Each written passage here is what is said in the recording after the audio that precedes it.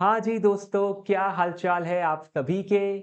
मैं हूँ CA Rohit चीपड़ and स्वागत है आपका हमारे एएफएम के आगाज़ बैच में, जहाँ पर हम आपका पूरा एएफएम कवर कर रहे हैं यूट्यूब पर। एंड इसी आगाज़ बैच में हम लोग पहुँच चुके हैं आपके लेक्चर नंबर 5 पे, जहाँ पर हम आपकी एएफएम की थियरी को कंटिन्यू करने वाले हैं।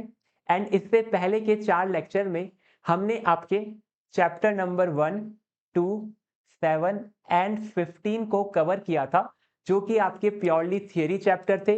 यहाँ पर हमने सबसे पहले आपके थियरी के क्वेश्चन को एंड कंसेप्ट को समझा था। फिर हमने सर आपके थियरी के आंसर को याद किया था यूजिंग मेमोरी टेक्निक, ताकि सर आपके एग्जाम में कोई भी क्वेश्चन थियरी का आ जाता है, उसमें आप लोग पूरे मार्क्स सिक्योर कर सके। सेम चीज सर हम लोग आज के लेक्चर में भी फॉलो करेंगे, लेकिन आज के लेक्चर में जो थियरी हम लोग कवर करने वाले हैं वो रहेगी आपकी प्रैक्टिकल चैप्टर्स की। तो क्या सर प्रैक्टिकल चैप्टर से भी थियरी के क्वेश्चन आते हैं एग्जाम में? तो बिल्कुल सही सर, प्रैक्टिकल चैप्टर से भी कभी कभी थियरी क्वेश्चन हमें एग्जाम में देखने को मिलते हैं। तो हम लोग सर आपके प्रैक्टिकल चैप्टर की थियरी भी यहाँ पर कवर करने वाले हैं, ताकि आपका सर एएफएम थियरी का 100% कवरेज हो जाए। फिर आईसीआई सर कहीं से भी क्वेश्चन पूछ ले थियरी का, उसका आप सर बहुत अच्छे से आंसर लिख पाएंगे। तो आज की क्लास में सर जो प्रैक्टिकल चैप्टर रहेंगे उनकी थियरी हम कवर करेंगे। प्रैक्टिकल चैप्टर सर आपके पास लगभग 10 से 11 है, तो हम ट्राई करेंगे कि कुछ चैप्टर आज की क्लास में कंप्लीट हो जाए एंड रिमेनिंग चैप्टर सर हम लोग नेक्स्ट क्लास में कवर कर लेंगे। एंड जैसे ही आपकी थियरी कंप्लीट होगी, हम लोग आपके प्रैक्टिकल चैप्टर्स के रिवीजन पे जाएंगे, जहां पे प्रैक्टिकल चैप्टर्स के कंसेप्ट समझेंगे एंड उनके सारे क्वेश्चन हम लोग यहाँ पर डिस्कस करने वाले हैं। तो सर चलते हैं एंड स्टार्ट करते हैं आज का ये सेशन। तो चलते हैं यहाँ पर हमारी थियरी बुक के ऊपर। ये रही सर हमारी थियरी बुक। एंड सबसे पहली चीज कि सर ये थियरी बुक हमें कहाँ पर मिलेगी?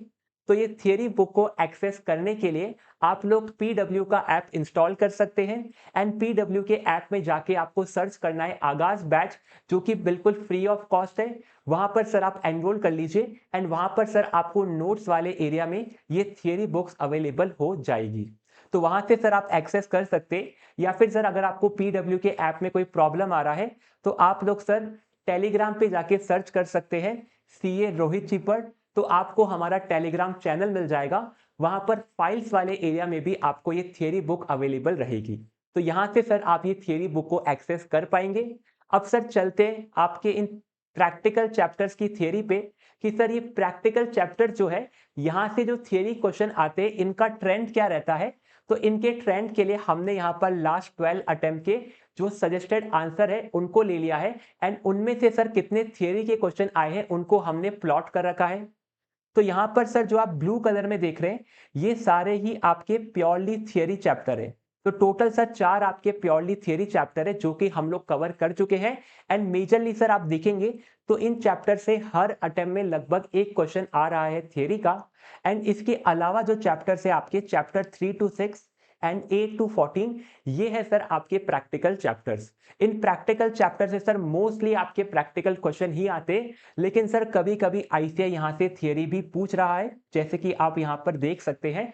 तो ये थियरी भी हमें अच्छे से कवर करनी है, जो कि हम लोग आज की क्लास में कवर करेंगे। तो प्रैक्टिकल चैप्टर्स में सर सबसे पहला प्रैक्टिकल चैप्टर है एडवांस कैपिटल बजटिंग। एंड आपके लिए सर एक गुड न्यूज है कि इस चैप्टर में कोई भी थियरी का क्वेश्चन आज तक आईसीआई ने नहीं पूछा है। तो हमारे पास सर यहाँ पे अभी कोई थियरी क्वेश्चन नहीं है। एंड सर फिर नेक्स्ट चैप्टर है हमारा सिक्योरिटी एनालिसिस, जहां पर हमारे पास 7 यूनिक क्वेश्चंस है। तो हम लोग सर सिक्योरिटी एनालिसिस से आज की क्लास को स्टार्ट करेंगे। चलते हैं सर आपके पेज नंबर 12 के ऊपर। तो ये रहा सर आपका chapter number 4। And chapter number 4 का पहला क्वेश्चन आ चुका है आपकी स्क्रीन पे। क्या है सर आपका पहला क्वेश्चन? तो पहला क्वेश्चन सर आपका 2 बार आ चुका है आपके एग्जाम में, नवंबर 23 एंड नवंबर 20 में। नवंबर 23 में सर आपसे क्या पूछा था? In a rational, well ordered and efficient market, technical analysis may not work very well. तो यहां पर आपको एक स्टेटमेंट दिया है टेक्निकल एनालिसिस के बारे में, कि आपका जो टेक्निकल एनालिसिस है ये आपके एफिशिएंट मार्केट में अच्छे से काम नहीं करता है। फिर आपको बोला है इज इट ट्रू? तो आपको बताना है कि क्या ये स्टेटमेंट ट्रू है या फिर ये फॉल्स है। List out the reason for the statement regarding technical analysis. And sir फिर हमें रीजन देने हैं कि ये स्टेटमेंट अगर ट्रू है तो ट्रू होने के रीजन क्या है, अगर ये स्टेटमेंट फॉल्स है तो इसके फॉल्स होने के रीजन क्या है। तो ये आपका नवंबर 23 में आया था। सिमिलर क्वेश्चन सर नवंबर 20 में भी पूछा था कि in an efficient market technical analysis may not work perfectly. तो सेम बात बोलिए, एफिशिएंट मार्केट में टेक्निकल एनालिसिस अच्छे से काम नहीं करता है। However, with imperfection, inefficiency, and irrationalities which characterizes the real world, technical analysis may be helpful। तो सर इसके बाद आपने पहले वाली बात को कवर करने की कोशिश करी कि सर भले ही टेक्निकल एनालिसिस के अंदर लाख बुराइयां है, भले ही वो इम्परफेक्ट है, इनएफिशिएंट है, बट सर फिर भी वो हेल्पफुल है। फिर आपको बोला क्रिटिकली एनालाइज द स्टेटमेंट। अब हमें इस स्टेटमेंट को एनालाइज करना है। तो यहां पर सर हमारे पास दो स्टेटमेंट है। पहला स्टेटमेंट बोलता है कि आपका टेक्निकल एनालिसिस अच्छे से काम नहीं करता है। एंड सर दूसरा स्टेटमेंट बोलता है कि आपका टेक्निकल एनालिसिस हेल्पफुल है इन सब इनएफिशिएंसी के बाद भी। तो हमारे आंसर के भी सर दो पार्ट बनेंगे। पहले हम आपके फर्स्ट पार्ट को एक्सप्लेन करेंगे कि क्यों सर आपका जो टेक्निकल एनालिसिस है एफिशिएंट मार्केट में काम नहीं करता है। एंड सर सेकेंड पार्ट में हम बताएंगे कि सर भले ही ये वहां पर काम नहीं करता फिर भी ये हमारे लिए हेल्पफुल कैसे है। तो ये आपका सर सिंपल सा क्वेश्चन है। इस क्वेश्चन का हम लोग आंसर दें उससे पहले एक बार समझते हैं कि सर टेक्निकल एनालिसिस होता क्या है, फिर हम लोग समझेंगे कि ये एफिशिएंट मार्केट में काम करेगा या फिर काम नहीं करने वाला है। तो सर चलते हैं एंड समझते हैं कि क्वेश्चन नंबर 1 के अंदर जो टेक्निकल एनालिसिस है उसका मतलब क्या है। तो टेक्निकल एनालिसिस सर बहुत ही सिंपल सा टर्म है। एंड अगर मैं बहुत सिंपल शब्दों में बात करूं कि सर ये टेक्निकल एनालिसिस होता क्या है, तो टेक्निकल एनालिसिस होता है आपका analysis of security using price and pattern. यानी जब भी आप प्राइस या फिर सर पैटर्न या फिर कोई चार्ट का यूज करके किसी सिक्योरिटी का एनालिसिस करते कि जो आपकी सिक्योरिटी मार्केट में क्या ये अंडर वैल्यू है या फिर ओवर वैल्यू है या फिर करेक्टली वैल्यू है या फिर इसका प्राइस बढ़ने वाला है या फिर गिरने वाला है, तो उस एनालिसिस को हम लोग बोलते हैं टेक्निकल एनालिसिस। जो कि सर आपने बहुत बार यूट्यूब और इंस्टाग्राम में देखे होंगे कि बहुत सारे पैटर्न बनते हैं। जैसे कि सर एक बहुत ही फेमस पैटर्न है हेड एंड शोल्डर का, जहां पर सर ऐसा बोला जाता है कि अगर मार्केट में ऐसा पैटर्न बन रहा है तो इसका मतलब क्या है, ये है आपका हेड एंड शोल्डर। यहां पर सर ये आपका हेड है, ये आपका शोल्डर है। यहां पर सर जैसे ही मार्केट एक बार ऊपर गया एंड फिर जब नीचे जाने लगता है तो यहां से मार्केट सर आपका नीचे जाएगा। तो इस तरह के सर आपके डिफरेंट डिफरेंट पैटर्न बनते हैं जहां पर आप प्रेडिक्ट करते हैं कि आपका प्राइस का मूवमेंट क्या होगा। यानी मार्केट ने अगर सर ऐसा पैटर्न बना दिया तो इसके बाद सर मार्केट आपका नीचे जाने वाला है। तो यही सर आपका टेक्निकल एनालिसिस होता है। अब सर सेकंड टर्म जो आपके क्वेश्चन में यूज था वो था आपका एफिशिएंट मार्केट। अब सर एफिशिएंट मार्केट क्या होता है? एफिशिएंट मार्केट आपका ऐसा मार्केट है जहां पर सर सारी इंफॉर्मेशन आपके प्राइस के अंदर कवर है। यानी जो भी डिटेल सर मार्केट में अवेलेबल है पब्लिकली या फिर प्राइवेटली, वो सारी डिटेल सर आपके मार्केट को पता है। एंड जो आपकी प्राइसेस है वो उन सारी इंफॉर्मेशन को एडजस्ट करने के बाद दिख रही है। जैसे कि सर किसी कंपनी ने बहुत अच्छा परफॉर्म किया तो उसके प्राइस को पता है कि हमारी कंपनी ने अच्छा परफॉर्म किया है एंड उसका प्राइस सर ऑटोमेटिकली बढ़ चुका है। तो एफिशिएंट मार्केट सर ये बोलता है कि मार्केट बहुत एफिशिएंट है, मार्केट को सब कुछ पता है एंड मार्केट को सर कोई भी व्यक्ति बीट नहीं कर सकता।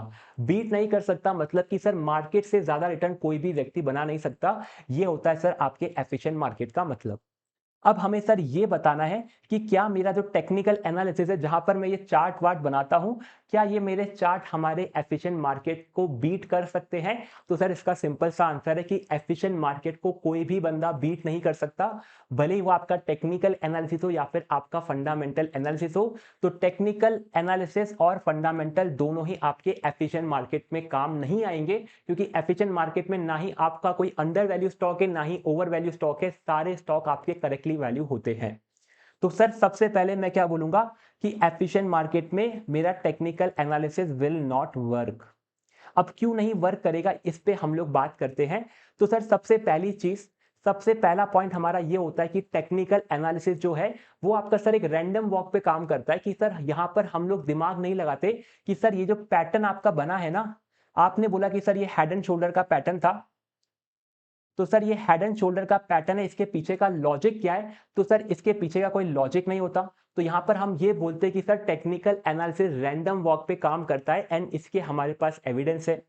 तो सबसे पहला पॉइंट है कि सर मार्केट ऐसे ही वैसे घूमता रहता है, तो टेक्निकल एनालिसिस बिल्कुल रैंडम वॉक पे चलता है। सेकंड पॉइंट हमारा ये होता है कि टेक्निकल एनालिसिस के पास कोई भी एक्सप्लेनेशन नहीं है कि सर यहाँ पर अगर ये पैटर्न बना है तो आपका जो प्राइस है वो नीचे क्यों जाने वाला है, इसका आप रीजन बताइए। तो किसी के पास इसका रीजन नहीं है। तो यहाँ पर पहला पॉइंट क्या है? पहला पॉइंट था सर रैंडम वॉक। दूसरा है सर आपका यहाँ पे नो एक्सप्लेनेशन। एंड सर यहाँ पर तीसरा पॉइंट है आपका कि जब आपका टेक्निकल एनालिसिस बनता है तो वहां पर सर आपके पैटर्न बनते हैं एंड पैटर्न जब तक आप आइडेंटिफाई करते हैं तब तक वो ट्रेंड जो होता है ऑलरेडी परसिस्ट कर चुका होता है।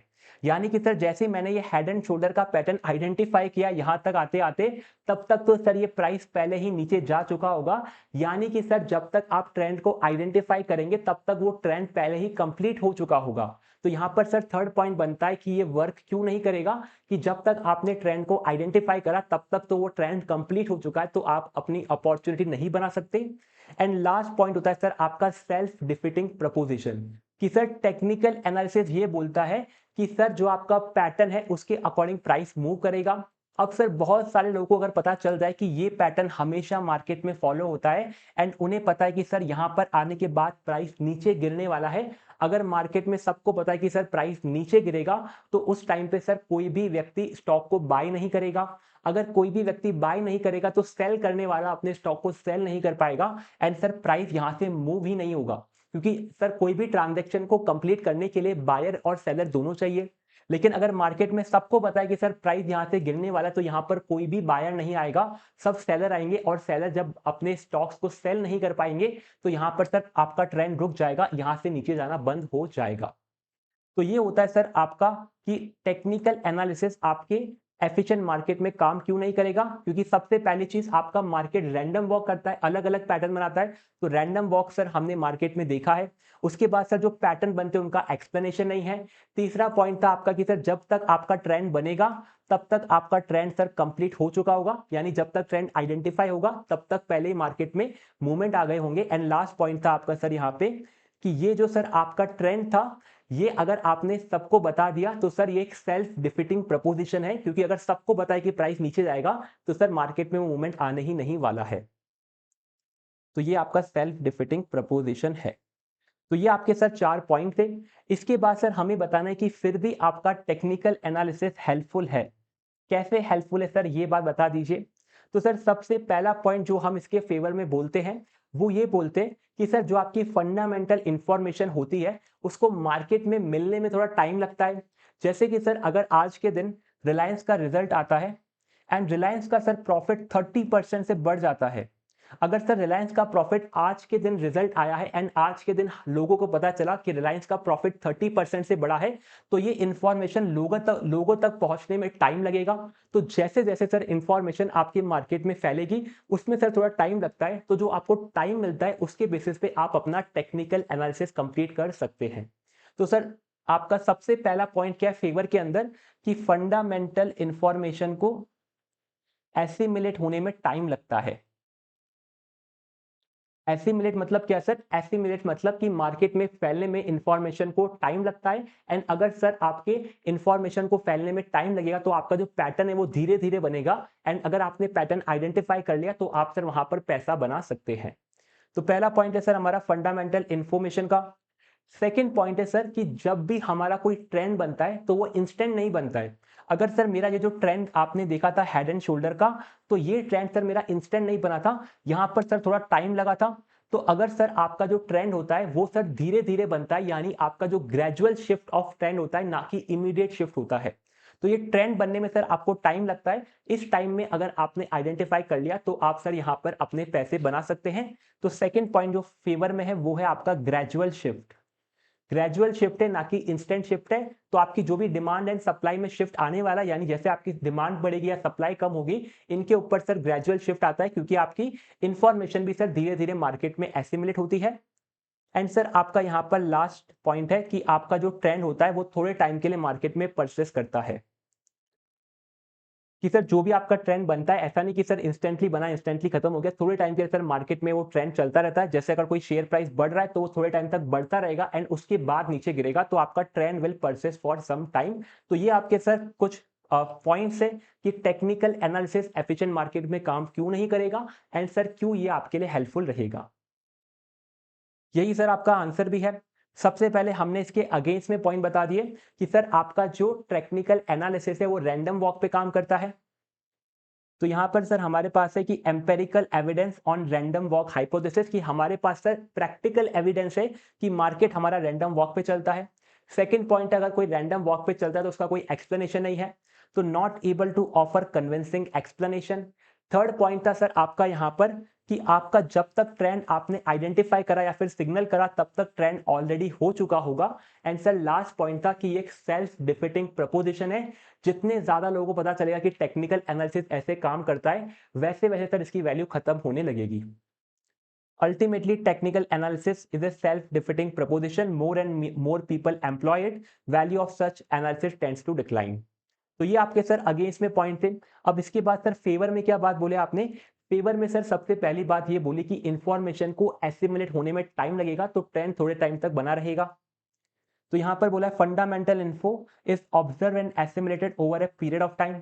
सेकेंड हमने बोला कि जब भी सर आपकी प्राइस में शिफ्ट आएगा वो ग्रेजुअल होगा ना कि इंस्टेंट होगा। ग्रेजुअल मतलब सर धीरे धीरे होगा। तो shift and demand and supply is gradual rather than instantaneous. And last point था कि सर जो आपका ट्रेंड है वो आपका परसिस्ट करेगा मार्केट में ड्यू टू क्राउड साइकोलॉजी। तो under influence of crowd psychology trend will persist for some time. तो ये स्टेटमेंट सर आपका बिल्कुल करेक्ट है कि टेक्निकल एनालिसिस एफिशिएंट मार्केट में काम नहीं करता है। अब सर इसको याद कैसे करेंगे? तो याद करना बहुत सिंपल है, आपको केवल इसका कंसेप्ट समझ लिया तो आप इसको आराम से आंसर कर सकते हैं। आपके सर जो अगेंस्ट में आर्ग्यूमेंट है वो क्या आर्ग्यूमेंट है? पहला आर्ग्यूमेंट है सर मेरा कि रैंडम वॉक पे चलता है। अगर कोई रैंडम वॉक पे चलता है उसका एक्सप्लेनेशन नहीं दे सकते, यानी आपको सर एक सीक्वेंस बनाना है कि रैंडम वॉक पे चलता है तो कोई एक्सप्लेनेशन नहीं है। अगर कोई एक्सप्लेनेशन नहीं है, जब तक आपका जो ट्रेंड है आपको सिग्नल देगा तब तक तो ट्रेंड पहले ही हो चुका होगा। तो इसीलिए सर ये आपका ओवरऑल सेल्फ डिफिटिंग प्रपोजिशन है। तो अगर आपने सर इसको एक सीक्वेंस में याद किया तो आपको याद करने में इजी रहेगा। सिमिलरली सर आपके फेवर में क्या आर्गुमेंट है कि फंडामेंटल इंफॉर्मेशन को मार्केट में एसिमुलेट होने में टाइम लगता है। अगर कोई इंफॉर्मेशन धीरे धीरे एसिमुलेट होगी तो जो डिमांड और सप्लाई है उसका शिफ्ट भी ग्रेजुअल होगा ना कि इंस्टेंट होगा। तो ये आपका सेकंड है, shift in demand and supply will be gradual. And last है सर आपका कि जो भी ट्रेंड होगा वो थोड़े टाइम के लिए परसिस्ट करेगा ड्यू टू क्राउड साइकोलॉजी। तो आपको सर एकदम सीक्वेंस में याद करना है, एक लिंक बिठाते बिठाते, ताकि सर ये क्वेश्चन आपका आराम से समझ में आ जाए। तो ये क्वेश्चन नंबर 1 था सर। नेक्स्ट है आपका क्वेश्चन नंबर 2। ये आपके सर दिसंबर 21 एग्जाम में पूछा गया था। Describe briefly which principles technical analysis is based. हमें बताना है कि टेक्निकल एनालिसिस सर किस प्रिंसिपल के ऊपर बेस है। तो हमने सर जस्ट अभी देखा था कि टेक्निकल एनालिसिस आपके प्राइस एंड पैटर्न के ऊपर बेस होता है, तो यही आपका टेक्निकल एनालिसिस का प्रिंसिपल भी है। पहला प्रिंसिपल है कि सर जो आपका टेक्निकल एनालिसिस का प्राइस है उस प्राइस को सब कुछ पता है। यानी प्राइस अगर आपका बढ़ रहा है टेक्निकल एनालिसिस के अंदर तो प्राइस को पता है कि कंपनी ने कुछ अच्छे काम किए इसलिए आपका प्राइस बढ़ना है। एंड अगर सर कंपनी ने कुछ गलत काम किए तो आपका प्राइस नीचे गिरने लगेगा। तो पहला प्रिंसिपल है सर कि प्राइस को सब कुछ पता है। तो यहां पर हम बोलते the market discounts everything. Market discount everything का ये मतलब है कि जो भी इंफॉर्मेशन मार्केट में अवेलेबल है वो आपके प्राइस में आपको दिख रही है। So efficient market hypothesis, a company's share price already reflect everything that has or could affect a company। तो कंपनी का जो शेयर प्राइस चल रहा है वो आपको पहले ही सब बातें बता रहा है। सेकेंड चीज है कि सर जो आपका जो प्राइस है वो एक पैटर्न को फॉलो करता है एंड पैटर्न अपने आप को रिपीट करता है। तो ये आपका सर सेकेंड पॉइंट है कि प्राइस मूव्स इन ट्रेंड, की प्राइस हमेशा एक ट्रेंड में फ्लो करता है एंड ये जो आपका ट्रेंड है ये अपने आप को हमेशा रिपीट करेगा। तो history trend will repeat itself. तो ये आपके सर 3 बेसिक से प्रिंसिपल है। अगर आपने इनको समझ लिया तो यही आपके टेक्निकल एनालिसिस को एक्सप्लेन करते हैं। पहला पॉइंट क्या था सर? पहला पॉइंट था आपका कि मार्केट डिस्काउंट एवरीथिंग, यानी प्राइस के ऊपर आपका टेक्निकल एनालिसिस का मतलब ही सर था आपका प्राइस एंड पैटर्न। तो अगर मैं आपसे पूछूंगा इसके प्रिंसिपल बताइए, तो पहला प्रिंसिपल है आपके प्राइस के ऊपर कि प्राइस को सब कुछ पता है, यानी market discount everything.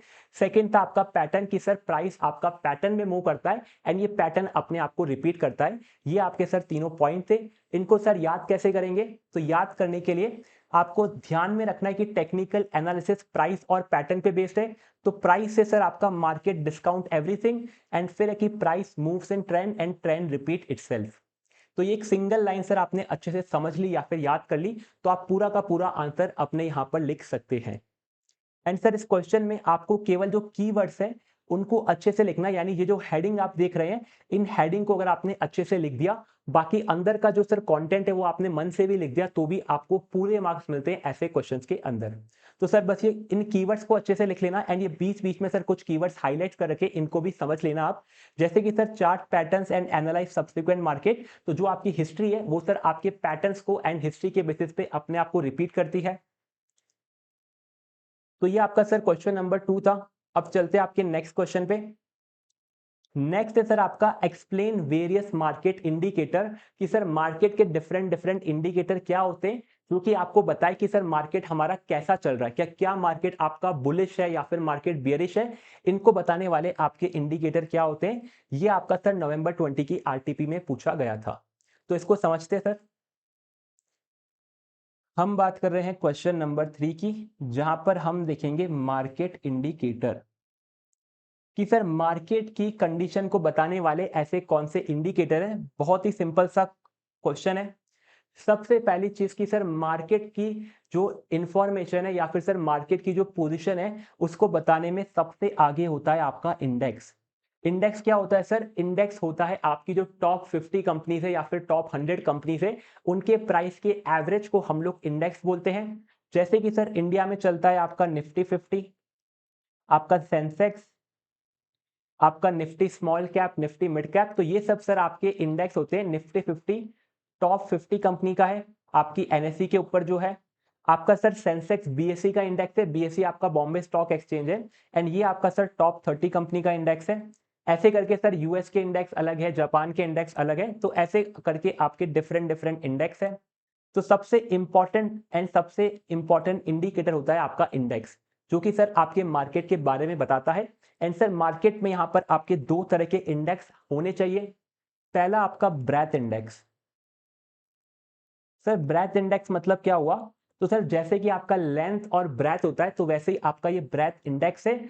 Breath index sir आपके मार्केट के अंदर जितनी भी सिक्योरिटीज अवेलेबल है उन सभी का इंडेक्स है। अगर मार्केट में सर टोटल 3000 लिस्टेड कंपनीज है तो इन 3000 लिस्टेड कंपनीज का जो इंडेक्स होता है उसको हम लोग बोलते हैं ब्रेथ इंडेक्स, यानी इसने सर आपके पूरे के पूरे स्टॉक मार्केट को कवर कर रखा है। तो आपका अगर ब्रेथ इंडेक्स बढ़ रहा है यानी आपकी 3000 कंपनी जो मार्केट में लिस्टेड है उनका प्राइस बढ़ रहा है तो मार्केट आपका बुलिश है। अगर ब्रेथ इंडेक्स गिर रहा है यानी आपके सर मार्केट में जो कंपनी लिस्टेड है उनका प्राइस भी गिर रहा है। तो सबसे पहला एंड इंपॉर्टेंट होता है आपका ब्रेथ इंडेक्स। इसके बाद सर एक इंडेक्स और है आपका कॉन्फिडेंस इंडेक्स। अब सर कॉन्फिडेंस इंडेक्स क्या होता है? कॉन्फिडेंस इंडेक्स आपको यह बताता है कि सर मार्केट में आपके इन्वेस्टर को कॉन्फिडेंस है कि नहीं है। अगर मार्केट आपका स्ट्रांग है तो कॉन्फिडेंस इंडेक्स बढ़ेगा। अगर मार्केट आपका वीक है, इकोनॉमी के अंदर सर बहुत सारे जो फाइनेंशियल इंस्टीट्यूशन है वो बैंकरप्ट होते जा रहे हैं, यानी मार्केट में अगर इकोनॉमिक क्राइसिस है तो कॉन्फिडेंस इंडेक्स हमारा गिरेगा। तो ये होता है सर कॉन्फिडेंस इंडेक्स। एंड इसको हम कैलकुलेट कैसे करते हैं? तो कॉन्फिडेंस इंडेक्स को कैलकुलेट करने का तरीका बहुत सिंपल है। हमें यहां पर लेना होता है आपका YTM of high grade bond divide by YTM of low grade bond. तो कॉन्फिडेंस इंडेक्स इक्वल टू होता है कि सर आपके जो हाई ग्रेड बॉन्ड है जहां पर रिस्क बहुत कम है वहां पर सर आपको कितना यील्ड मिल रहा है, डिवाइड बाय जो आपके लो ग्रेड बॉन्ड है जहां पर रिस्क हायर है वहां पर कितना यील्ड है। फॉर एग्जाम्पल सर जो मेरे हाई ग्रेड बॉन्ड है वहां पर मुझे 10% का रिटर्न मिलता है and sir low grade pay मुझे 20 मिलता है। तो ये सर मेरी इकोनॉमी की कंडीशन है। अब सर मैं ये मान लेता हूं कि मेरी इकोनॉमी स्ट्रांग हो गई है। अगर कोई इकोनॉमी स्ट्रांग होगी तो सर आपको अब क्या है कि जो हमारे लो ग्रेड बॉन्ड है वहां पर भी मुझे सर ट्रस्ट आ रहा है कि वहां पर सर कोई डिफॉल्ट नहीं होगा, तो मैं क्या करूंगा सर, इकोनॉमी स्ट्रांग है तो मैं अब रिस्क लेने को रेडी हूं, तो मैं आपकी जो 20% का रिटर्न दे रहा है आपका लो ग्रेड बॉन्ड वहां पर इन्वेस्ट करूंगा। तो जैसे सर आपके लो ग्रेड बॉन्ड की डिमांड बढ़ेगी उसकी इंटरेस्ट रेट कम होगी, क्योंकि अगर सर 20% पे सब्सक्राइब करने वाले बहुत सारे लोग आ जाएंगे लेकिन बॉन्ड तो लिमिटेड है, तो हम क्या करेंगे सर, हम लोग जो इंटरेस्ट का पेमेंट करते हैं वो उसको हम रिड्यूस कर देंगे। तो अगर आपकी इकोनॉमी स्ट्रांग है तो आपके हाई ग्रेड बॉन्ड में तो आप इन्वेस्ट नहीं करेंगे, तो वो 10% का 10% पे रहेगा, लेकिन जो आपके लो ग्रेड बॉन्ड है वहां पर आप इन्वेस्ट करने जाएंगे जिसका वैल्यू सर 20% से गिर के 15 हो जाएगा। तो आपका सर कॉन्फिडेंस इंडेक्स का वैल्यू होता है 10/15 यानी 0.66। स्टार्टिंग में सर आपका 0.50 था, अगर 0.50 से 0.66 आपका इंडेक्स बढ़ता है यानी आपकी इकोनॉमी स्ट्रांग है। एंड सर इसी का उल्टा, अगर आपकी इकोनॉमी वीक है, वीक इकोनॉमी के अंदर कोई भी सर लो ग्रेड बॉन्ड में इन्वेस्ट नहीं करेगा, सब लोग हाई ग्रेड में ही इन्वेस्ट करेंगे, क्योंकि पहले सर इकोनॉमी बहुत वीक चल रही, तो और अगर लो ग्रेड वालों ने डिफॉल्ट कर दिया तो सारा पैसा चला जाएगा। तो हम सब लोग सर आपके हाई ग्रेड बॉन्ड में इन्वेस्ट करेंगे। जैसे सर यहाँ पर डिमांड बढ़ेगी, इसकी यहाँ पर इंटरेस्ट रेट कम होने लगेगी, तो 10 से मान लेते गिर के आपकी इंटरेस्ट रेट 5% हो गई। एंड सर लो ग्रेड में कोई इन्वेस्ट नहीं कर रहा है, इसकी इंटरेस्ट रेट सेम रहेगी, तो 5/20 ये होता है 0.25। तो 0.50 से 0.25 आपका हो जाएगा कॉन्फिडेंस इंडेक्स अगर आपकी इकोनॉमी होती है वीक। तो ये होता है सर आपका कॉन्फिडेंस इंडेक्स का सिंपल सा कंसेप्ट। इसमें सर आपको इतना डिटेल में एक्सप्लेन करने की जरूरत नहीं है, आपको बस ये बताना है कि ये एक्चुअल में काम कैसे करता है। तो ये सर आपका मार्केट इंडिकेटर था। इंडेक्स के बाद सर जो आपका इंडिकेटर है वो है आपका वॉल्यूम, क्योंकि सर आपका जो मार्केट में मूव्स आते हैं वो सर आपके बाय और सेल की वजह से आते हैं, लेकिन अगर वो बाय और सेल में वॉल्यूम नहीं है, इसका मतलब सर जो मूव आपने देखा है वो एक फिक्टिशियस मूव है, यानी वो एक नकली मूव है। जब तक सर आपके मार्केट में वॉल्यूम नहीं है तब तक हम उसको आपका एक्चुअल मूव नहीं बोलते। तो वॉल्यूम सर आपका सेकेंड इंडिकेटर है जो आपको बताता है कि सर जो आपका मार्केट में मूव बना है, यानी अगर मार्केट आपका बुलिश है तो अगर हाई वॉल्यूम में लोगों ने बाय करने की कोशिश करी तभी हम लोग मार्केट को बुलिश बोलेंगे। अगर लो वॉल्यूम में लोगों ने बाय करा फिर भी मार्केट ऊपर बढ़ गया तो हम उसको सर बुलिश नहीं बोलते, उसको हम लोग बोलते फिक्टिशियस मूव। एंड ऐसे फिक्टिशियस मूव के बेसिस पे हम लोग मार्केट का एनालिसिस नहीं करते हैं। तो वॉल्यूम आपका सर सेकंड इंडिकेटर है। हायर वॉल्यूम मतलब सर आपका जो मार्केट का स्ट्रेंथ है वो हायर है, एंड लोअर वॉल्यूम मतलब आपका जो मार्केट में मूव है वो एक फिक्टिशियस मूव है। वॉल्यूम के बाद सर नेक्स्ट है आपकी थियरीज। अब सर थियरीज क्या है, तो सर थियरीज के बेसिस पे भी आप लोग मार्केट को एनालाइज करते हैं। हमारे पास है यहाँ पर एक ऑड लॉट थियरी। अब सर ये ऑड लॉट थियरी बड़ी कॉमेडी थियरी है। ये बोलती है कि सर जो हमारे मोस्ट ऑफ द इन्वेस्टर है वो सब के सब बेवकूफ है, वो लोग जो भी करेंगे उसका आप लोग उल्टा कर लो सर, आप लोग पैसे कमा लोगे। तो यही बात सर आपकी ऑड लॉट थियरी बोलती है कि मार्केट में जो सर पॉपुलर ओपिनियन होता है वो हमेशा गलत होता है। एंड सर ये जो आपकी सेबी की रिपोर्ट है वो भी बताती है कि मार्केट के अंदर सर 90% जो ट्रेडर होते हैं आपके एफएनडो वाले, यानी फ्यूचर्स एंड ऑप्शन वाले, इक्विटी वालों की बात नहीं कर रहा हूं, 90% ट्रेडर सर आपके लॉस में। यही बात सर ऑड लॉट थियरी बोलते हैं कि जो मार्केट में पॉपुलर ओपिनियन है, अगर लोगों को लग रहा है कि सर मार्केट बढ़ने वाला है तो सर मार्केट नहीं बढ़ेगा, मार्केट यहां से गिरेगा। एंड लोगों को लग रहा है कि मार्केट गिरने वाला है तो मार्केट अब गिरेगा नहीं, मार्केट यहां से बढ़ेगा। तो ये बात सर आपकी ऑड लॉट थियरी बोलती है कि जो पॉपुलर ओपिनियन है वो हमेशा गलत होता है, तो आप उसके कॉन्ट्राडिक्ट में अपनी पोजीशन बनाइए ताकि आप लोग पैसा बना पाएंगे। एंड सर थियरी के बाद है आपका एनालिसिस। एंड एनालिसिस के अंदर है सर आपका रिलेटिव स्ट्रेंथ एनालिसिस। अब सर ये रिलेटिव स्ट्रेंथ एनालिसिस क्या होता है, तो सर आपके मार्केट में कुछ ऐसे स्टॉक होते हैं जो कि सर जब मार्केट बढ़ता है तो वो बहुत स्पीड से बढ़ते हैं, एंड जब आपका मार्केट गिरता है तो बहुत स्पीड से गिरते हैं, यानी उनकी जो रिलेटिव स्ट्रेंथ है वो हमेशा हायर होती है। भले ही मार्केट बढ़ेगा तो उनकी हाई स्पीड से बढ़ते हैं वो स्टॉक, एंड भले ही मार्केट गिरेगा तो वो बहुत हाई स्पीड से गिरते हैं। तो ऐसे स्टॉक को हम बोलते हैं रिलेटिव स्ट्रेंथ वाले स्टॉक। जैसे कि सर आपका एग्जाम्पल है एचडीएफसी बैंक। तो जो आपका एचडीएफसी बैंक है जो कि आपका मेजर पोर्शन कवर करता है निफ्टी 50 इंडेक्स में, अगर सर ये आपका बहुत तेजी से बढ़ता है तो आपका जो निफ्टी 50 का इंडेक्स है वो भी बढ़ना स्टार्ट करता है। अगर ये स्टॉक तेजी से गिरता है तो आपका निफ्टी 50 भी गिरना स्टार्ट करता है। तो रिलेटिव स्ट्रेंथ के बेसिस पे भी हम लोग आपके मार्केट इंडिकेटर को एनालाइज करते हैं। तो ये आपके सर 4 तरीके, जहां पर सर आप टोटल देखेंगे तो 5 तरीके होते हैं, क्योंकि इंडेक्स के अंदर 2 तरीके छुपे हुए हैं। तो breadth index, confidence index, volume, odd lot theory and आपका रिलेटिव स्ट्रेंथ एनालिसिस। करते इसको कवर हम लोग। तो ये रहा सर सबसे पहले breadth index covers all security traded, इसके अंदर सारी सिक्योरिटी कवर होती है। फिर सर नेक्स्ट था आपका कॉन्फिडेंस इंडेक्स, जो कि आपके इन्वेस्टर के कॉन्फिडेंस को बताता है। How willing investor are to take a chance, ratio of high grade yield to low grade yield, a rising index is expected to precede a rising stock market. अगर index बढ़ रहा है यानी आपकी इकोनॉमी स्ट्रांग है, लोगों को आपके इंडेक्स में और इकोनॉमी में विश्वास है, तो आपका स्टॉक मार्केट बढ़ेगा। और अगर ये आपका इंडेक्स गिर रहा है, इसका मतलब आपका मार्केट में कोई ना कोई फॉल आने वाला है। इंडेक्स के बाद सर वॉल्यूम था कि useful clues on how the market would behave. जितनी ज्यादा वॉल्यूम से मार्केट बढ़ता है, इसका मतलब उतना स्ट्रांग मूव है। अगर मार्केट में बहुत हाई क्वांटिटी में बाइंग आई है, तो इसका मतलब सर मार्केट बहुत टाइम तक बुलिश रहने वाला है। उसी तरह सर मार्केट में बहुत हाई क्वांटिटी में सेलिंग आएगी, तो मार्केट आपका बेयरिश रहने वाला है। आपकी सर इंडेक्स और वॉल्यूम के बाद नेक्स्ट था आपकी थियरी, जो कि आपकी ऑड लॉट थियरी थी, जो कि बोलती है contrary opinion, average person is usually wrong. तो जो भी सर नॉर्मल पर्सन है वो रॉन्ग होता है, उसके अपोजिट में आपको पोजीशन लेनी है। A wise course of action is to pursue strategy contrary to popular opinion. And sir last आपका रिलेटिव स्ट्रेंथ एनालिसिस, यहां पर हमने ऐसे स्टॉक को आइडेंटिफाई करा था जो कि आपके मार्केट के बढ़ने के टाइम स्पीड से बढ़े एंड मार्केट के गिरने के टाइम स्पीड से गिरे। Price of some security risk rise relatively faster in a bull market or decline more slowly in a bear market than other security। तो या तो सर जब मार्केट बढ़ेगा तो बहुत हाई स्पीड से बढ़ेगी, लेकिन जब सर आपका मार्केट गिरेगा तो ये बहुत धीरे धीरे गिरेगी। तो ऐसी रिलेटिव स्ट्रेंथ वाली सिक्योरिटी को आप फाइंड करिए एंड उसके बेसिस पे एनालिसिस करिए। तो ये थे सर आपके मार्केट के इंडिकेटर, जिसके बेसिस पे आप मार्केट के मूव को प्रेडिक्ट करते हैं। इसके बाद सर नेक्स्ट क्वेश्चन है आपका, explain the factor affecting economic analysis, की इकोनॉमिक के एनालिसिस को कौन कौन से फैक्टर इंपैक्ट करते हैं। बहुत ही अच्छा क्वेश्चन है सर, May 20 की आरटीपी में पूछा गया था। तो इकोनॉमी के एनालिसिस करने के लिए हमें सर समझना पड़ेगा कि इकोनॉमी होती क्या है। इकोनॉमी का मतलब सर जहां पर आप लोग रहते हैं, जैसे कि सर आपका स्टॉक मार्केट आपकी इकोनॉमी का पार्ट है, आपकी सर जीडीपी आपकी इकोनॉमी का पार्ट है, आपका इन्फ्लेशन आपकी इकोनॉमी का पार्ट है।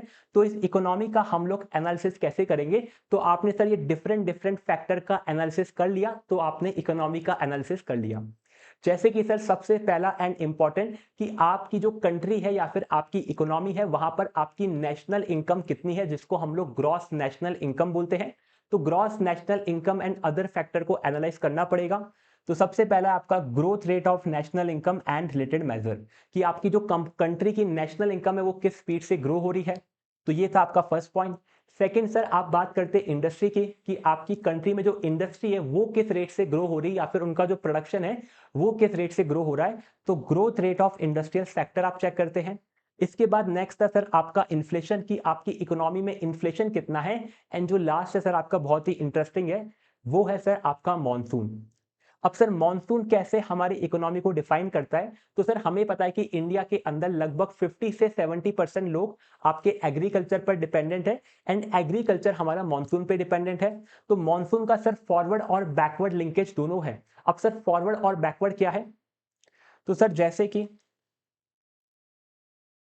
तो सर मान लेते हैं कि मैं कोई एग्रीकल्चर कर रहा हूं। अब एग्रीकल्चर से सर मेरे पास जो भी प्रोडक्शन होता है, वो प्रोडक्शन को मैं डिफरेंट डिफरेंट इंडस्ट्रीज को और कंज्यूमर को सेल करता हूं।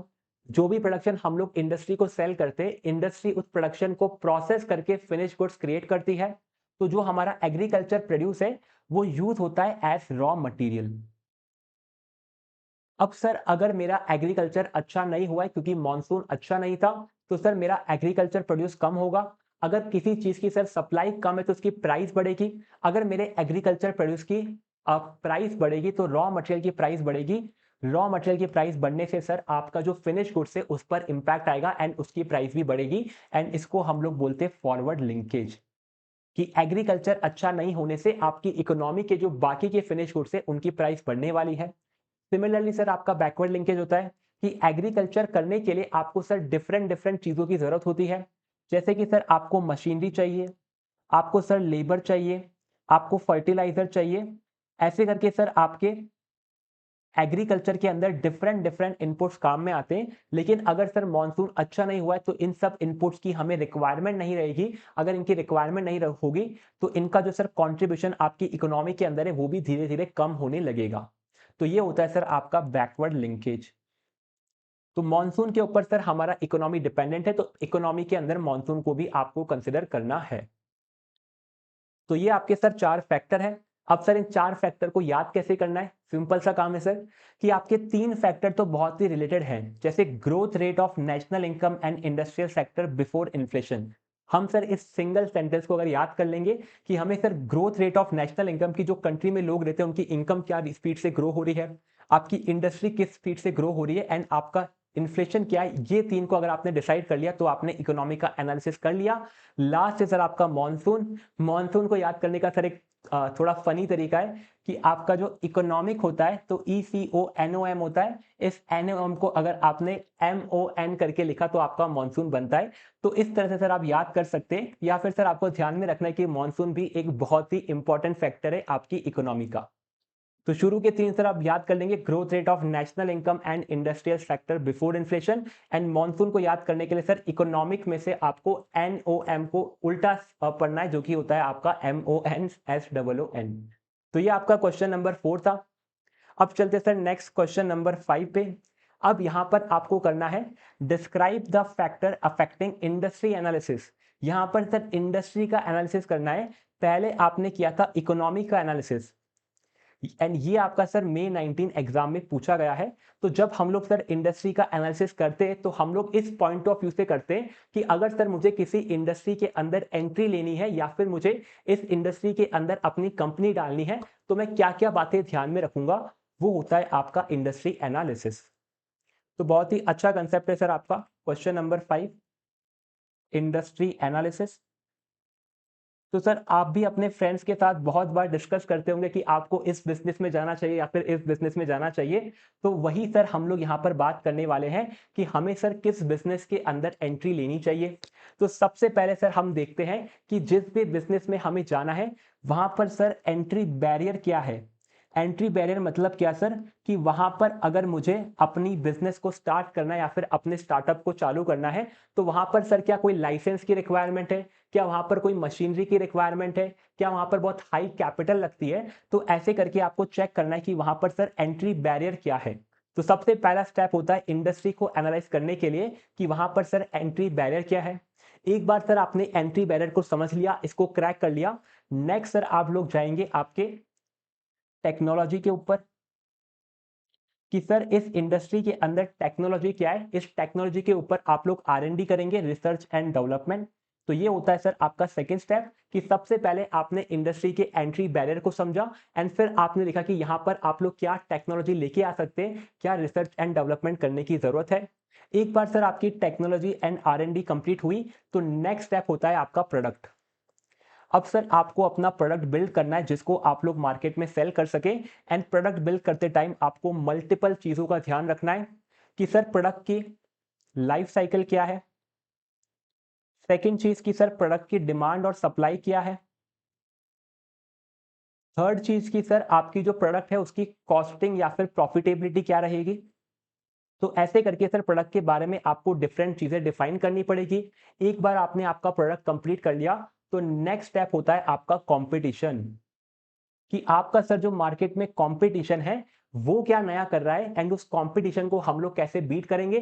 हम लोग क्या डिफरेंशिएशन लेके आने वाले या फिर क्या हम लोग यूएसपी लेके आने वाले हैं जिसके बेसिस पे सर हम लोग कंपटीशन के साथ मार्केट में सर्वाइव कर पाएंगे। तो ये होता है सर नेक्स्ट स्टेप, कंपटीशन से आप कैसे अपनी स्ट्रैटेजी डेवलप करते हैं। एंड सर लास्ट होता है कि आपकी कंपनी बिल्ड हो चुकी है, अब आपका प्रोडक्शन चालू हो चुका है, आप लोग पैसा कमाने लग गए हैं। एंड पैसा कमाने लगते ही आपकी निर्मला ताई आ जाएगी एंड वो बोलेगी कि सर आपको इसमें से टैक्स देना पड़ेगा। तो टैक्स लेने के लिए आपकी लास्ट में आती है गवर्नमेंट, जिसका भी सर आपको चेक करना है कि आप जिस इंडस्ट्री में जा रहे हैं वहां पर टैक्सेशन कैसा है, वहां पर गवर्नमेंट की पॉलिसी कैसी है, क्या गवर्नमेंट उस इंडस्ट्री को प्रमोट कर रही है या फिर गवर्नमेंट चाहती है कि वहां पर हाई टैक्सेस लगे। तो लास्ट होता है आपका यहाँ पर गवर्नमेंट का पॉइंट। तो ये सारे पॉइंट अगर आप एनालाइज करते हैं तो हम इसको बोलते हैं इंडस्ट्री एनालिसिस। इसको सर कवर करते हैं यहां से। सबसे पहला पॉइंट था सर आपका barrier to entry product and the technology, कि सर किसी इंडस्ट्री में जाने के लिए क्या क्या बैरियर है हमें उस इंडस्ट्री में जाने के लिए, उसको हमें समझना है। बैरियर को समझ लिया, अब समझते हैं कि सर क्या टेक्नोलॉजी चाहिए। तो नेक्स्ट है आपका सर टेक्नोलॉजी और रिसर्च क्या करनी है आपको यहाँ पे, growth and survival of a particular industry. तो आपकी जो टेक्नोलॉजी और आपकी सर यहाँ पर रिसर्च होगी, उसी के बेसिस पे आप लोग एंट्री लेंगे, उसी के बेसिस पे ग्रो करेंगे एंड सर्वाइव करेंगे। एक बार सर आपका टेक्नोलॉजी का पार्ट कंप्लीट हो गया, अब आपको जाना है प्रोडक्ट के ऊपर। प्रोडक्ट के अंदर सर सबसे पहले प्रोडक्ट का लाइफ साइकिल क्या है, यानी सर प्रोडक्ट अभी कौन सी स्टेज के ऊपर है, क्या प्रोडक्ट अभी आपका इंट्रोडक्शन हुआ है या फिर ग्रोथ के ऊपर है या फिर मैच्योरिटी पे है या फिर डिक्लाइन पे, तो आपको प्रोडक्ट लाइफ साइकिल समझनी पड़ेगी।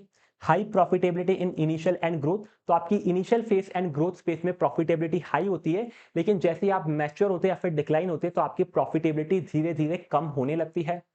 प्रोडक्ट लाइफ साइकिल के साथ आपको डिमांड और सप्लाई का गैप देखना है कि सर डिमांड और सप्लाई में कितना डिफरेंस है, एंड इसके बेसिस पे आप अपनी प्राइसिंग डिसाइड करते हैं। तो inefficient supply tends to improve profitability, अगर सर सप्लाई यहाँ पर कम है तो आपकी प्राइस हाई हो सकती है एंड आपकी प्रॉफिटेबिलिटी भी हाई होगी। डिमांड एंड सप्लाई के बाद सर आपकी कॉस्ट कंडीशन एंड प्रॉफिटेबिलिटी, कि सर आपको प्रोडक्ट को बनाने के लिए क्या कॉस्ट लगती है एंड कितना प्रॉफिट मार्जिन आपको चाहिए। एंड सर जैसे ही आपका प्रोडक्ट डेवलप हो जाता है, फिर आप अपने कंपटीशन पे फोकस करते हैं कि हमारे सर कंपटीशन कौन कौन है। Nature of competition among foreign and domestic market, foreign market में कौन, डोमेस्टिक मार्केट में कौन है। टाइप्स ऑफ प्रोडक्ट क्या है सर, आपका होमोजीनियस है या फिर हाईली डिफरेंशिएटेड है, तो इसके बेसिस पे आप अपने कंपटीशन का एनालिसिस करते हैं। एंड लास्ट है सर आपका गवर्नमेंट एटीट्यूड, कि गवर्नमेंट का क्या एटीट्यूड है आपकी इंडस्ट्री की तरफ। तो ये आपके सर डिफरेंट डिफरेंट फैक्टर है इंडस्ट्री एनालिसिस के अंदर।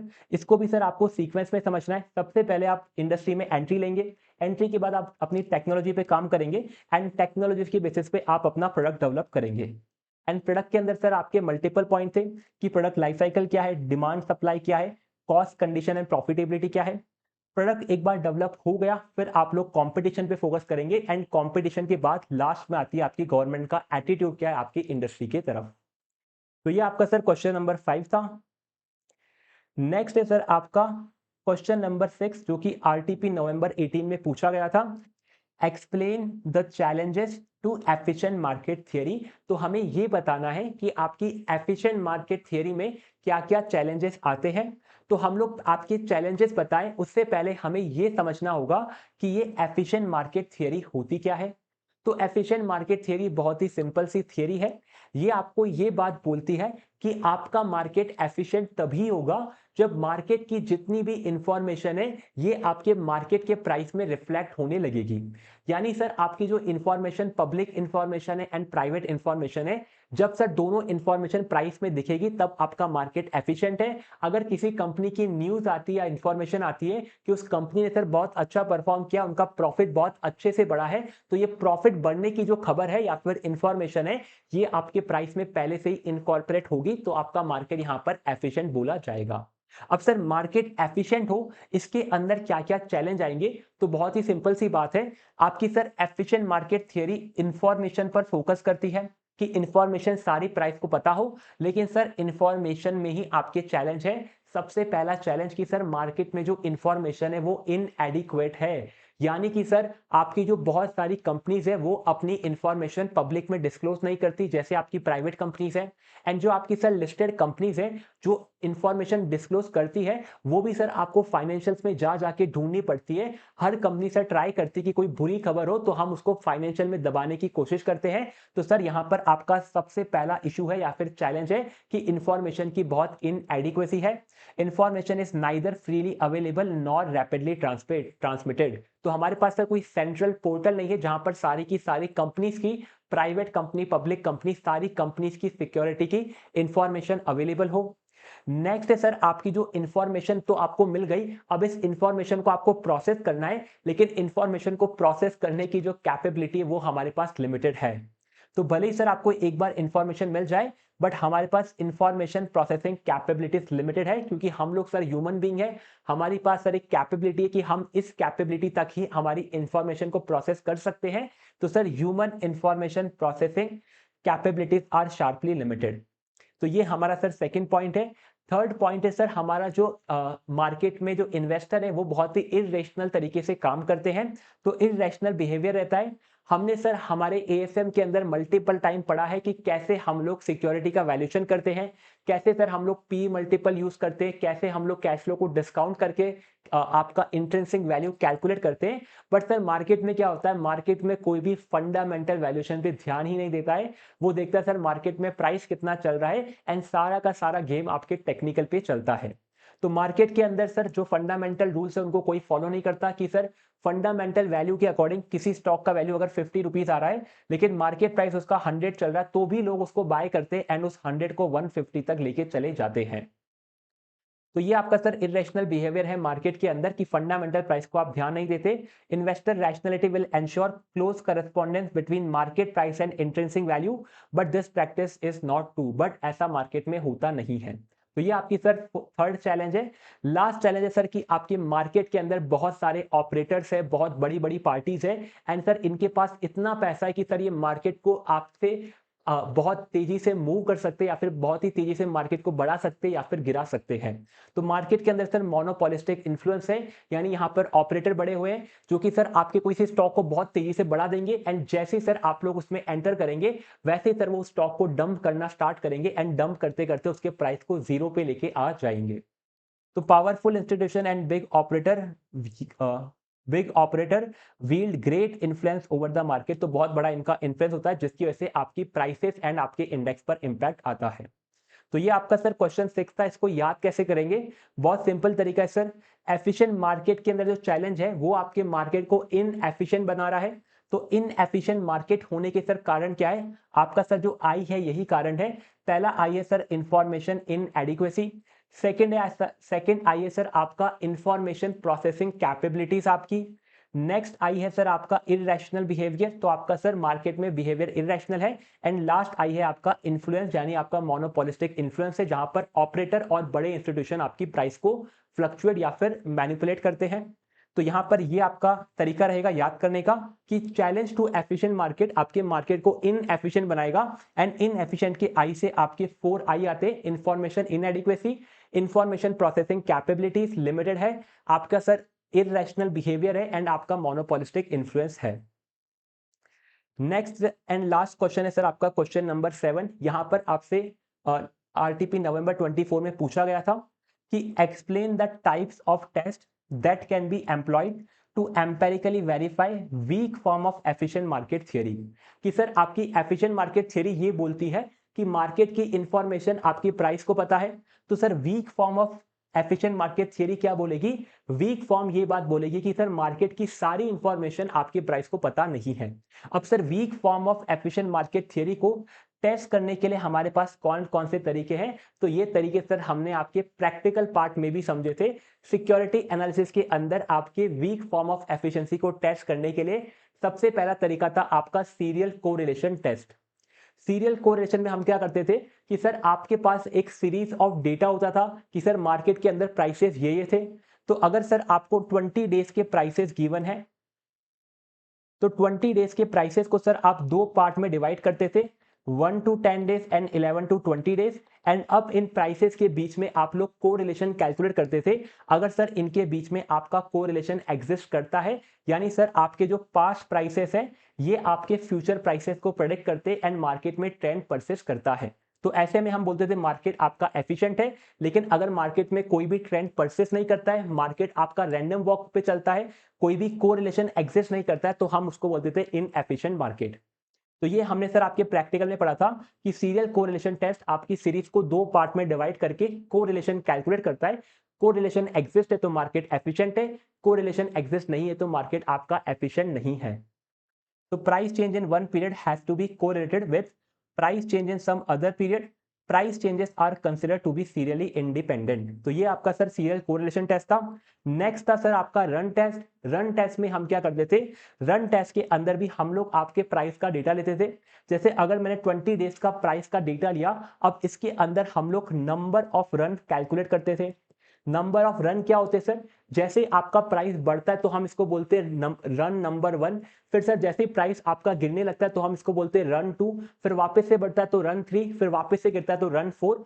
तो इस तरह से सर हम आपके प्राइस के मूवमेंट को कैलकुलेट करते थे एंड आपके नंबर ऑफ रन को काउंट करते थे।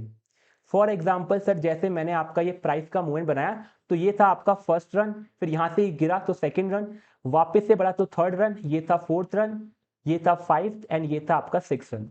तो यहाँ पर आपके 6 रन हुए हैं। अब इन 6 रन का जो डेटा है आप इसको कंपेयर करेंगे कि एक रैंडम सीरीज में कितने रन होते हैं। अगर ये 6 रन आपकी रैंडम सीरीज में फॉल कर गए तो मार्केट आपका रैंडम वॉक पे चलता है, मार्केट आपका एफिशिएंट नहीं है। लेकिन अगर ये 6 रन आपकी सीरीज में नहीं फॉल करे तो आपका मार्केट वहां पर एफिशिएंट रहेगा। तो given a series of stock price change, each price change is designated as plus if it represent an increase and minus if it represent a decrease। तो आपको पहले पता करना है कि प्राइस चेंज प्लस हो रहा है कि माइनस हो रहा है, एंड इसके बेसिस पे आप नंबर ऑफ रन कैलकुलेट करेंगे। To test a series of price change for independence, number of run in that series is compared with the number of run in a purely random series। तो आपके यहाँ पर जो number of run 6 आए थे, इन 6 run को आप check करेंगे कि रैंडम सीरीज में कितने रन होते हैं। अगर उसके अंदर ये फॉल कर गए तो आपका डेटा यहाँ पर रैंडम रहेगा यानी इनएफिशिएंट रहेगा, अगर उसमें फॉल नहीं करे तो आपका डेटा यहाँ पर एफिशिएंट रहेगा। फिर लास्ट है सर आपका filter rule test. Filter rule test आपको क्या बोलता है कि आपको सर एक फिल्टर अप्लाई करना है। फिल्टर मतलब आपको एक स्पेसिफिक परसेंटेज डिसाइड करना है कि आपका मार्केट इस स्पेसिफिक परसेंटेज से बढ़ेगा तो आप स्टॉक को बाय करेंगे, अगर इस स्पेसिफिक परसेंटेज से गिरेगा तो आप अपने स्टॉक को सेल करेंगे। तो ये आपका फिल्टर रूल टेस्ट था कि price of stock increase by n%, buy and hold it until its price decrease by at least n% from a subsequent high. तो एक फिक्स परसेंट से अगर बढ़ता है तो बाय, एंड उस फिक्स परसेंट से गिरेगा वापस तो आप करेंगे सेल। ये था सर आपका फिल्टर रूल टेस्ट, एंड आपके सर सारे क्वेश्चन होते कवर सिक्योरिटी एनालिसिस चैप्टर के। अब चलते हम आपके नेक्स्ट चैप्टर पे। नेक्स्ट आपका सर सिंपल सा चैप्टर है पोर्टफोलियो मैनेजमेंट, जो कि प्योरली प्रैक्टिकल चैप्टर है। कभी कभी सर एग्जाम में क्वेश्चन आया हुआ है, जैसे आपका दिसंबर 21 में आया था। क्या क्वेश्चन था sir? Buy and hold is one of the policy of portfolio rebalancing. तो यहां पर पोर्टफोलियो रीबैलेंसिंग की एक पॉलिसी बताई है बाय एंड होल्ड। एंड अगर आपको सर याद हो तो हमने कंसेप्ट्स में भी पढ़ा था कि पोर्टफोलियो रीबैलेंसिंग में 3 तरह की पॉलिसी थी। पहली थी sir buy and hold, second थी आपकी कांस्टेंट प्रपोर्शन, एंड थर्ड थी सर आपकी constant proportion insurance policy. Briefly explain other policies. तो हमें सर पोर्टफोलियो रीबैलेंसिंग की अदर पॉलिसी बतानी है, तो हम एक बार तीनों पॉलिसी के बारे में बात करते हैं। पहली सर आपकी buy and hold. Buy and hold में हम क्या करते थे? बाय एंड होल्ड बहुत ही सिंपल पॉलिसी थी। यहां पर बस आपको स्टॉक को बाय करके होल्ड करना है एंड कुछ भी काम नहीं करना है, इसीलिए हम इसको डू नथिंग पॉलिसी भी बोलते थे। जैसे कि सर मान लेते हैं आपके पास 100 रुपीज है मार्केट में इन्वेस्ट करने के लिए, तो मैं आपको बोलता था कि सर आप ये बताइए कि आपका फ्लोर कितना है। फ्लोर मतलब कि सर ये 100 रुपीज आप मार्केट में इन्वेस्ट करते हैं, तो ये 100 रुपीज के सर कितने रुपीज हो जाएंगे तो भी आपको फर्क नहीं पड़ेगा। जैसे कि आपने 100 रुपीज इन्वेस्ट करे एंड मार्केट बहुत नेगेटिव गया, एंड इस 100 के सर आपके मान लेते हैं 50 रुपीज हो गए तो भी आपको फर्क नहीं पड़ेगा। तो आपका फ्लोर क्या है? फ्लोर आपका minimum price of the portfolio, जहां पर सर आपको ये एक्सेप्टेबल है। तो मिनिमम एक्सेप्टेबल प्राइस होता है 50 रुपीज। तो आपने बोला कि सर मेरा फ्लोर 50 है, तो मैंने आपको सिंपल सी एडवाइस दी कि आपकी टोटल सेविंग में से आपका फ्लोर का वैल्यू निकाल दो, बाकी जो पैसा बचा हुआ है इसको इक्विटी में इन्वेस्ट करके आप भूल जाओ, यानी इक्विटी में बाय एंड होल्ड करो एंड आपको कोई भी चेंज नहीं करना है। ये आपका सर पहला बाय एंड होल्ड था। इसके बाद सर नेक्स्ट जो था आपका वो था कांस्टेंट प्रपोर्शन पॉलिसी या फिर कांस्टेंट मिक्स पॉलिसी। यहां पर हम क्या बात करते थे? यहां पर सर मैं आपसे पूछता था कि आपके पास 100 रुपीज है, ये 100 रुपीज को सर आप कंजर्वेटिव और आपके एग्रेसिव स्टॉक्स का स्प्लिट बताइए। कि कंजर्वेटिव यानी ऐसे स्टॉक जहां पर आपकी फ्लक्चुएशन कम रहती है, जैसे आपके डेट मार्केट, एंड आपके एग्रेसिव यानी आपके इक्विटी मार्केट। तो मैं यहां पर सर आपसे पूछता हूं कि आपको कंजर्वेटिव में कितना पैसा इन्वेस्ट करना है। आपने बोला कि 20 रुपीज, एंड सर एग्रेसिव में इन्वेस्ट करना है 80। तो 20:80 का आपका यहां पर बनता है रेशियो, यानी 1:4 का। अब ये 1:4 का रेशियो आपको हमेशा मेंटेन करना है आपकी रीबैलेंसिंग डेट पे। तो यहां पर आपने 100 रुपीज इन्वेस्ट करे। अब सर मान लेते कि आपका जो इवेंट था, आपको यहां पर एक इवेंट डिफाइन करना होता है कि मैं किस डेट पर जाके रीबैलेंसिंग करूंगा। जैसे ही सर मेरा जो स्टॉक मार्केट अगर 5% से बढ़ता है तो मैं रीबैलेंसिंग करूंगा। तो अगर 5% से स्टॉक मार्केट बढ़ता है तो मैं वापस से रीबैलेंसिंग करूंगा और चेक करूंगा कि मेरा 1:4 का कांस्टेंट मिक्स मेंटेन है कि नहीं है। अगर कांस्टेंट मिक्स मेंटेन नहीं है तो मैं आपकी इक्विटी या फिर आपके डेट को बाय सेल करके आपका 1:4 का रेशियो मेंटेन करूंगा। तो कांस्टेंट मिक्स पॉलिसी क्या है सर, यहाँ पर आपको कुछ ना कुछ एक्शन लेना होता है आपकी रीबैलेंसिंग डेट पे। रीबैलेंसिंग डेट कहां से आती है, तो रीबैलेंसिंग डेट आपको डिफाइन करनी होती है कि मार्केट में सर ये एक्टिविटी होगी तो मैं पोर्टफोलियो रीबैलेंस करूंगा।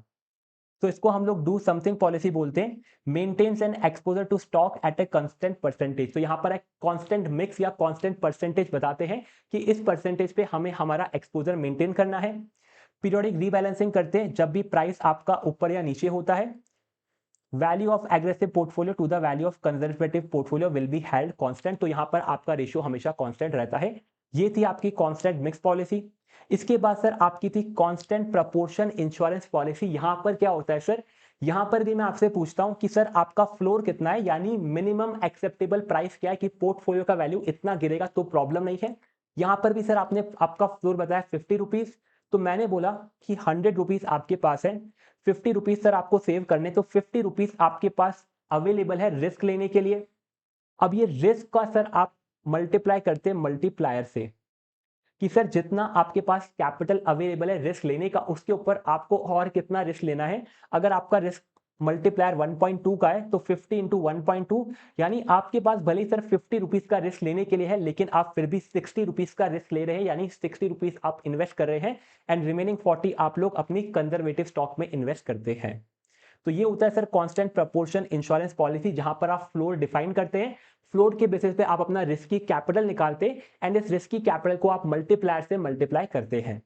तो इन्वेस्टर सेट से floor invested in some non fluctuating asset, तो कुछ पैसा नॉन फ्लक्चुएटिंग में जाएगा एंड सर कुछ पैसा आपका जाएगा फ्लक्चुएटिंग के अंदर। Portfolio under this strategy shall not fall below the specified floor, तो जो आपने फ्लोर डिफाइन किया था यहाँ पर 50 रुपीज का, इसके नीचे सर आपके पोर्टफोलियो का वैल्यू नहीं जाना चाहिए। अगर जाने लगेगा तो आपको अपने पोर्टफोलियो को एग्जिट करना है उसी टाइम पे। The strategy perform well specially in bull market, तो ये बुल मार्केट में अच्छे से परफॉर्म करती है।